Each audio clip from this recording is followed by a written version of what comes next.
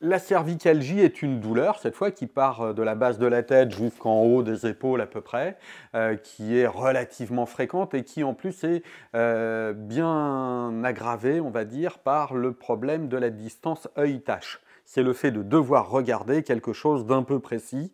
Et quand je dois regarder quelque chose d'un peu précis, eh bien, j'ai naturellement une tendance à rapprocher. Le fait de rapprocher comme ça va avoir des effets mécaniques finalement au niveau cervical. Et là, on retrouve dans votre profession, eh bien, typiquement le fait de devoir aller regarder des points particuliers. Et puis en plus, on peut avoir des différences entre les dents du bas et les dents du haut et qui peut créer ainsi de l'inconfort. Un de nos enjeux, ça va être justement de peut-être un peu modifier le réglage de poste de travail, mais nous pouvons aussi modifier notre posture et faire en sorte de pouvoir éviter l'installation, l'apparition puis l'installation de raideurs au niveau thoracique et en même temps au niveau cervical. Et pour cela, nous allons vous donner des mouvements à type d'étirement, à type de gain d'amplitude pour maintenir votre mobilité.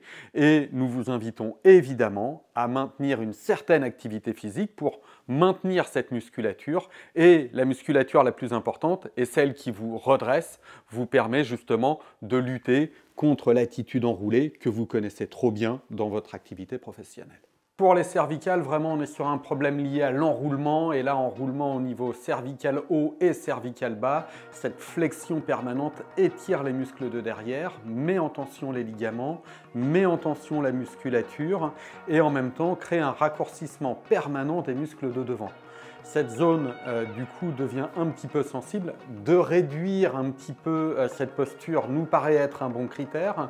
Mais évidemment, on voit bien qu'on est sur un problème de vue et de pouvoir accéder vraiment aux dents qui posent problème. Dans ce cadre-là, nous pouvons vous conseiller l'utilisation de loupes pour augmenter finalement votre champ visuel et ainsi avoir un meilleur accès à la zone de travail. Pour ce premier mouvement qu'on va appeler la rétraction, l'idée c'est de fixer un point droit devant vous et vous allez chercher à reculer la tête par rapport aux épaules. Voilà, très bien. Encore une fois, vous pouvez même vous aider de vos doigts en poussant un petit peu au niveau du menton pour aller un petit peu plus loin, ce qui va majorer en fait l'étirement des structures opposé au mouvement de flexion que vous aviez au préalable.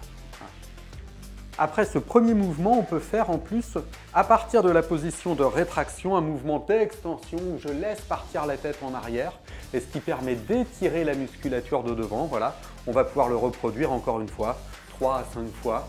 Qui permet d'assouplir le mouvement de vos vertèbres, ce qui permet d'étirer votre musculature antérieure et ainsi de plutôt rééquilibrer les contraintes et d'équilibrer votre mobilité. Le troisième mouvement est un mouvement d'inclinaison, celui où on va venir mettre la main au-dessus de l'oreille et on va tirer. Voilà. Une fois, repos, 2 fois, repos, 3 fois, repos.